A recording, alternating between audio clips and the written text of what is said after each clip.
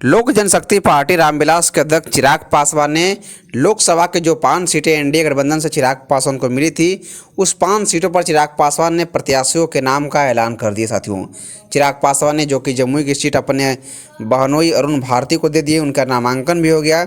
लेकिन जो दूसरा नाम आया है खगड़िया से, चौंकाने वाला है। साथियों, चौंकाने वाला खबर यह है कि श्री राजेश वर्मा को चिराग पासवान ने खगड़िया से टिकट दिया है। वही समस्तीपुर की बात करें तो शांभवी चौधरी, जो अशोक चौधरी की बेटी है, उनको दिए हैं।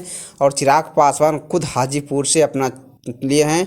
और 5वां जो प्रत्याशी है वो वीणा देवी को चिराग पासवान दे दिए हैं, जो कि वीणा देवी चिराग पासवान के साथ बगावत करके पशुपति भारत के साथ चले गए थी।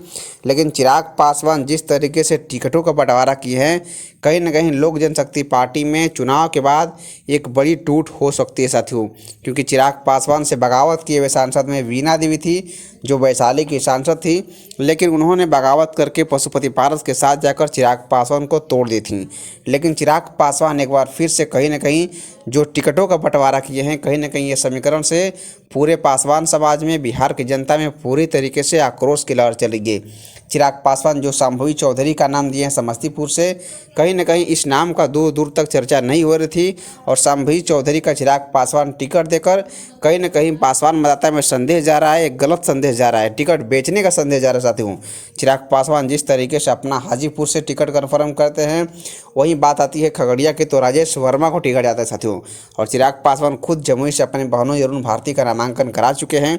तो कहीं ना कहीं चिराग पासवान का जिस तरीके से नामांकन हुआ और जो चल रहा है चिराग पासवान का सिचुएशन, कहीं ना कहीं चिराग पासवान बिहार के राजनीति में बहुत जल्द ही उखड़ फेंकने वाले हैं। साथियों, जिस तरीके से चिराग पासवान ने भारतीय जनता पार्टी के साथ मिलकर एनडीए गठबंधन को 40 सीट जितवाने की बात कर रहे हैं, कहीं ना कहीं चिराग पासवान कहीं ना कहीं 40 के 40 सीट हारने का भी हो सकता है। साथियों, तो अभी के लिए इतना ही। मैं अक्षय पासवान, जय हिंद।